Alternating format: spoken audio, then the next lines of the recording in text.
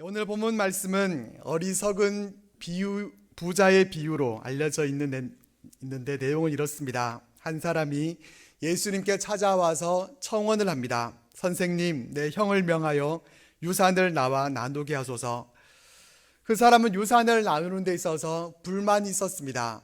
율법에 있어서는 형이 3분의 1을 받게 되어 있고 동생이 3분의 1을 받도록 그렇게 되어 있는데 아무래도 여기에 뭔가 제대로 분배되지 않는 그런 문제가 있었던 것 같습니다. 이 사람은 예수님을 선생님이라고 부르죠. 예수님을 부른 이 호칭을 보면은 이는 예수님을 메시아로 생각했던 것이 아니라 그저 윤리 문제, 사회 문제를 해결해 줄 수 있는 그런 랍비 정도로 여기고 이렇게 요청을 합니다. 그러자 예수님은 이 사람아, 누가 나를 너희의 재판장이나 물건 나누는 자로 세웠느냐 이렇게 말씀을 하시면서 삼가 모든 탐심을 물리치라. 사람의 생명이 그 소유에 넉넉한 데 있지 아니하니라 이렇게 말씀을 하셨습니다. 그러면서 비유를 베풀어서 말씀하신 것이 우리가 잘 알고 있는 어리석은 부자의 비유입니다. 이 어리석은 부자에 대한 이야기의 개략적인 내용은 이렇습니다. 한 부자가 그 밭에 소출이 풍성했습니다. 쌓아둘 창고가 부족하도록 소출이 많았습니다. 그래서 고민한 끝에 곡간을 헐고 더 크게 짓기로 했습니다. 그리고 스스로에게 말하기를 여러 해 쓸 물건을 많이 쌓아두었으니 평안히 쉬고 먹고 마시고 즐거워하자 그렇게 말합니다. 하지만 하나님께서 그 밤에 이 부자의 생명을 도로 찾으시게 되면은 그 준비한 것이 누구의 것이 되겠느냐 이렇게 의미심장한 질문으로 마무리가 됩니다. 사람들의 시선으로 보기에는 부자였지만은 하나님의 시선으로 볼 때에는 어리석었던 사람, 자신의 인생을 지혜롭게 경영하지 못했던 이 사람의 이야기를 보면서 우리는 어떻게 우리의 인생을 지혜롭게 경영해 나가야 되겠습니까? 과연 어떻게 하는 것이 하나님 보시기에 어리석지 않은 지혜로운 자기 경영이겠습니까? 지혜로운 인생 경영을 위해서는 반드시 우리가 마음에 새겨야 할 것이 있는데 그 첫 번째는 우리의 경영권이 내 손에 있지 않고 하나님께 있다는 그 사실을 우리는 알아야 합니다. 우리 인생의 경영권은 내가 아닌 하나님이십니다. 오늘 본문 말씀에 나오는 부자는 이것을 몰랐습니다. 부자들을 보면은 부정한 방법으로 재물을 모으는 그런 사람들이 있습니다. 또 사치하면서 돈을 허무한 곳에 탕진해버리는 그런 사람들도 있습니다. 그런 부자들에 비하면은 이 본문 말씀에 나오는 부자는 그래도 꽤 괜찮은 사람입니다. 부정한 방법으로 그렇게 재물을 축적한 것이 아니라 소출이 많아서였고 또 그는 낭비하지 않고 곳간에 재물을 쌓으면서 또 저축할 줄도 알았습니다. 하지만 그를 향해서 어리석다고 말하는 이유가 무엇입니까? 그는 어떤 부분에 있어서 인생 경영에 실패했을까요? 그 부자를 대해서 어리석다고 말하는 것은 곡식을 저장해둘 창고를 새로 짓는다는 데에 있지 않습니다. 재물을 곳간 안에 쌓아두는 일, 그 자체가 잘못되었다는 것이 아니라 자신의 인생이 자기 손 안에 있다고 착각한 데 문제가 있습니다. 그가 어떠한 사람이었는가 하는 것을 그가 한 말 17절에서 우리 19절까지의 말씀을 우리 같이 한번 읽어보겠습니다. 시작. 심중에 생각하여 이르되 내가 곡식 쌓아둘 곳이 없으니 어찌할까 하고 또 이르되 내가 이렇게 하리라 내 곡간을 헐고 더 크게 짓고 내 모든 곡식과 물건을 거기 쌓아두리라. 또 내가 내 영혼에게 이르되 영혼아 여러 해 쓸 물건을 많이 쌓아두었으니 평안히 쉬고 먹고 마시고 즐거워하자 하리라 하되.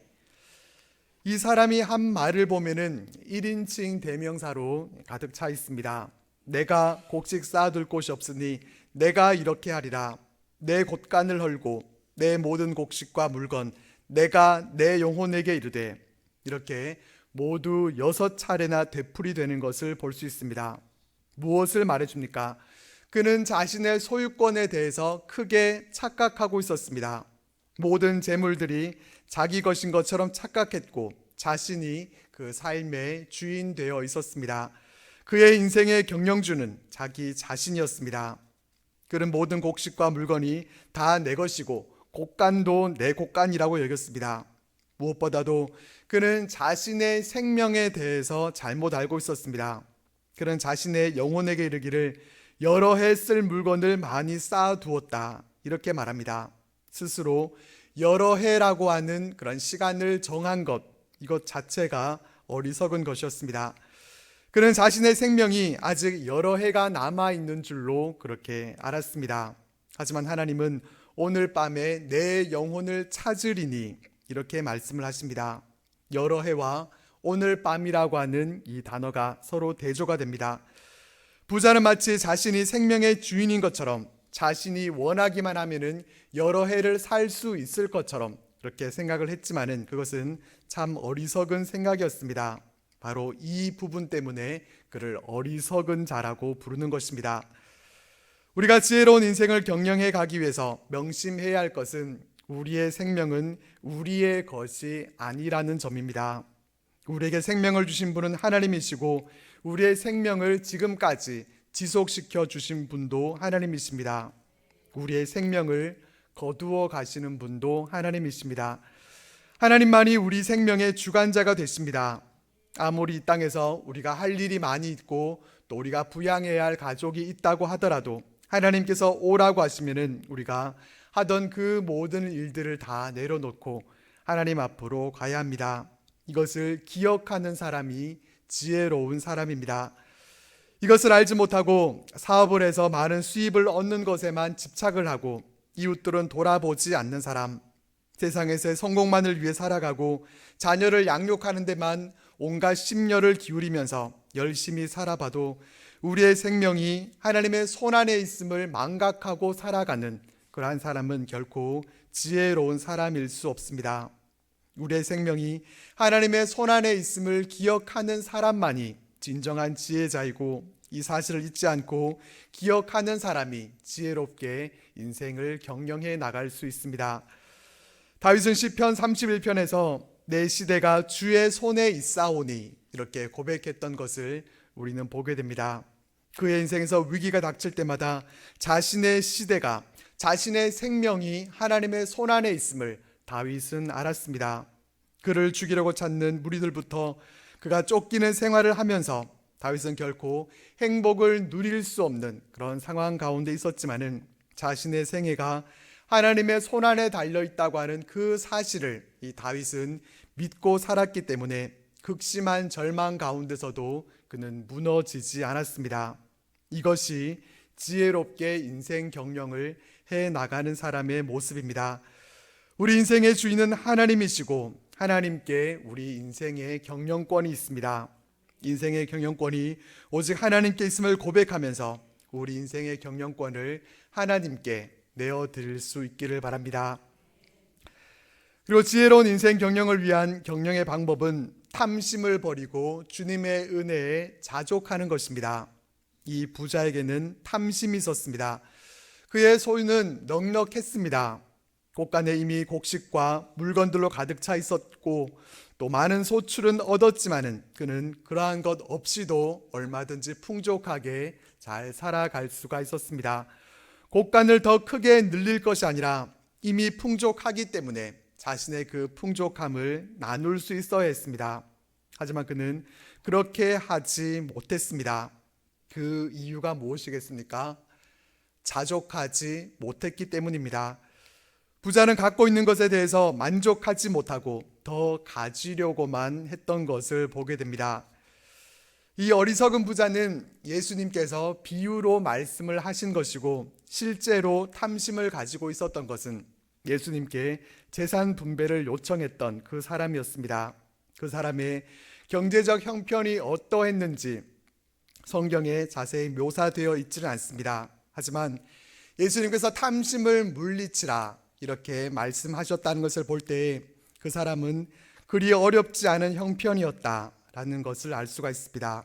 정말 먹고 살 것이 없어서 그렇게 형이 유산을 나눠주지 않으면 생계를 유지하기 힘들어서 재산을 나누게 해달라 그렇게 요청을 했던 것이 아니라 자신의 재산도 꽤 넉넉했지만은 형과 비교해 봤을 때 자신은 상대적으로 그렇게 덜 가졌다고 생각했기 때문에 예수님께 그와 같은 요청을 했던 것입니다.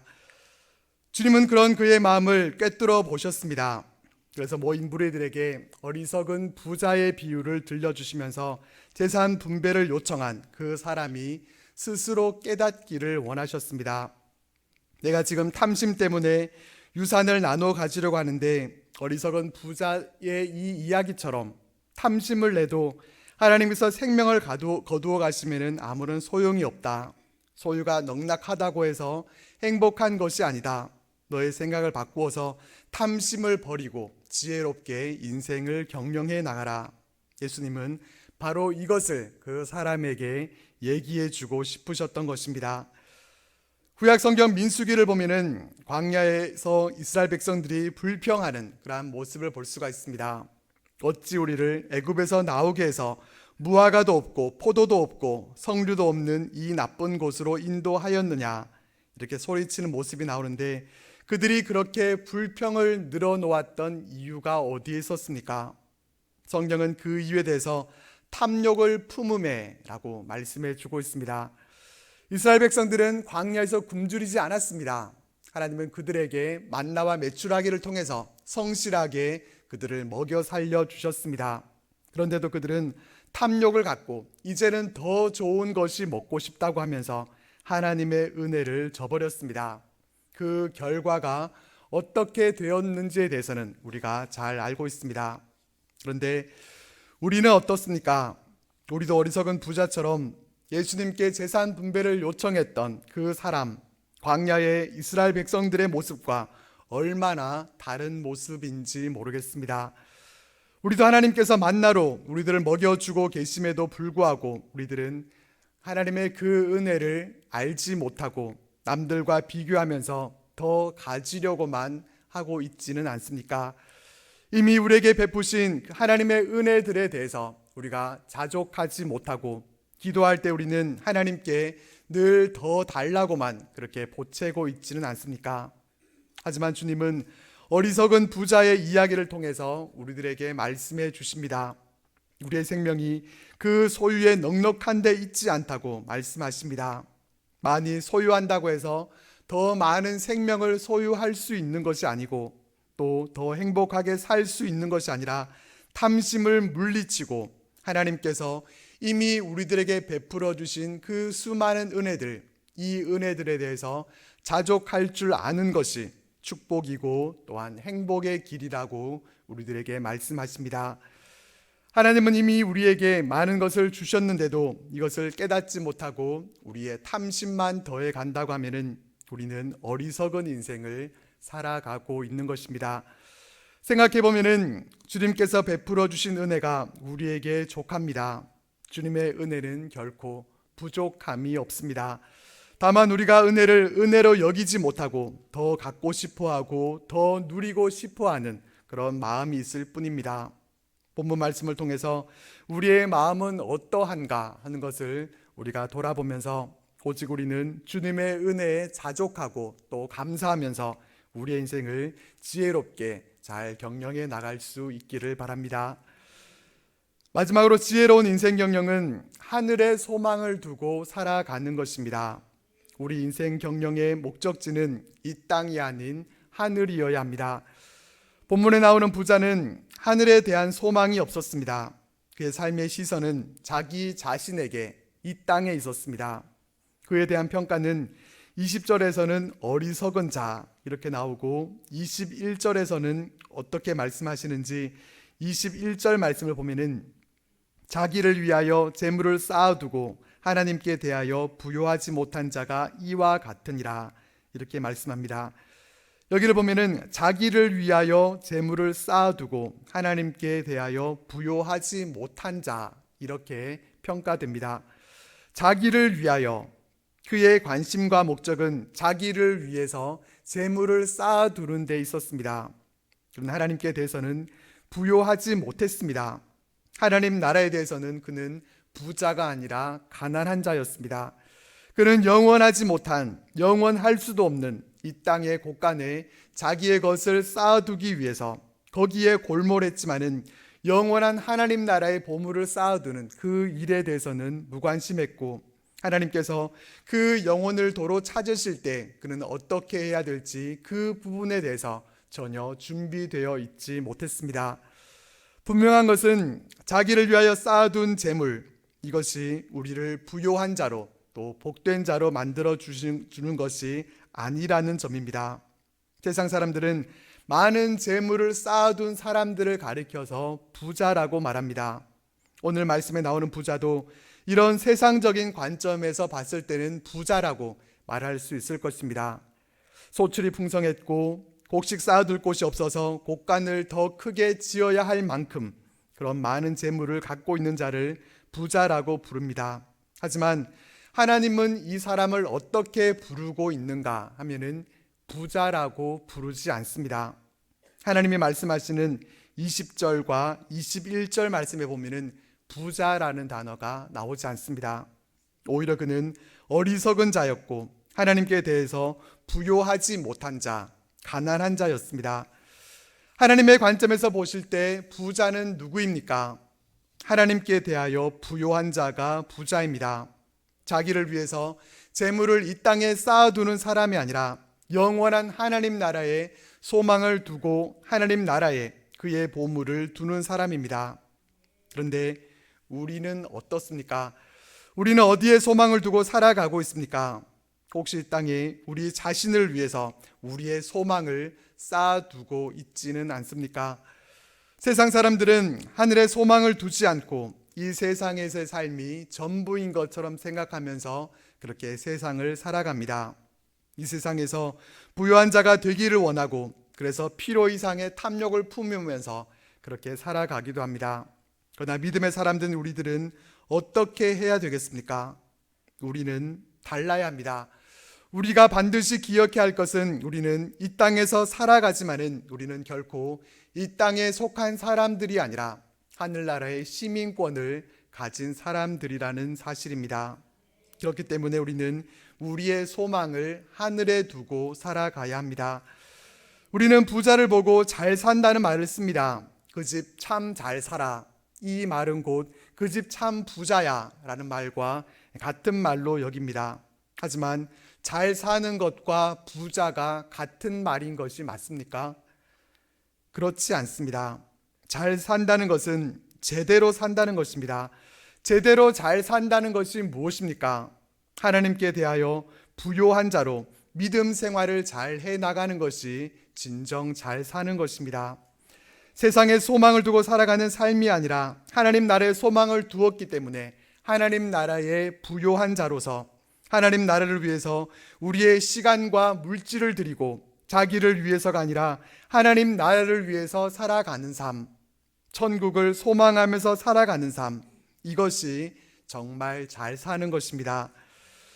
우리는 이 땅을 살아갈 때 마치 이 땅에서 영원히 살 것처럼 이 땅에 소망을 두고 살아가지 말아야 할 것이고, 또한 마치 천국이 없기라도 한 것처럼 세상살에 찌들어서 처진 어깨로 살아가는 그런 모습이 되어서는 안 될 것입니다. 우리는 우리의 소망을 하늘에 두고 천국 소망을 갖고 살아가기 때문에 세상 그 어떤 사람들보다도 더 잘 사는 사람이라는 것을 기억하고 당당하게 우리의 어깨를 펴고 살아가야 합니다.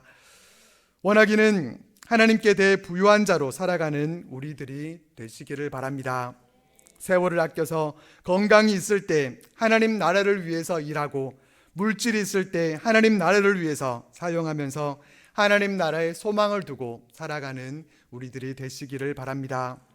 아무리 부유해도 하늘에 소망을 두고 살지 않으면은 인생 경영의 실패자라는 것을 우리가 기억하고 하늘에 소망을 두고 천국의 상급을 준비하는 지혜로운 하나님의 자녀들로 살아가게 되기를 바랍니다. 에베소서 5장에서 하나님은 우리들에게 말씀하십니다.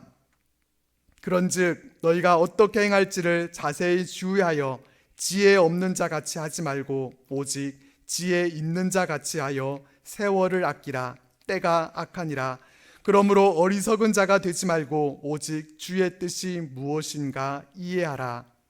하나님은 우리가 어리석은 부자와 같은 그런 모습이 아니라 주의 뜻이 무엇인지 이해하는 지혜 있는 자가 되기를 원하십니다. 지혜로운 인생 경영자는 우리의 경영권이 내 손에 있는 것이 아니라 하나님께 있음을 기억하고 하나님께서 우리의 삶을 직접 경영해 가시도록 우리의 인생을 하나님께 내어드리는 사람입니다. 우리는 어리석은 부자와 같이 탐심을 갖고서 더 소유하기를 원하는 그러한 모습이 아니라 이미 하나님께서 우리들에게 베풀어 주신 그 은혜들이 얼마나 많은지를 우리가 헤아려 보면서 자족하고 감사하는 우리들의 삶이 되시기를 바랍니다. 우리는 이 땅에서 살아가지만 하나님 나라의 시민권을 가진 하늘나라 사람들임을 또한 우리가 기억하면서 하늘의 소망을 두고 살아가는 우리들이 되시기를 바랍니다. 오늘 우리에게 주시는 하나님의 음성을 기억하면서 우리의 삶을 지혜롭게 우리가 잘 경영해 나가서 하나님 앞에서 우리의 삶이 올바르게 세워지고 또 하나님 기뻐하시는 귀한 삶으로 나아가는 우리 모두의 삶이 되시기를 바랍니다.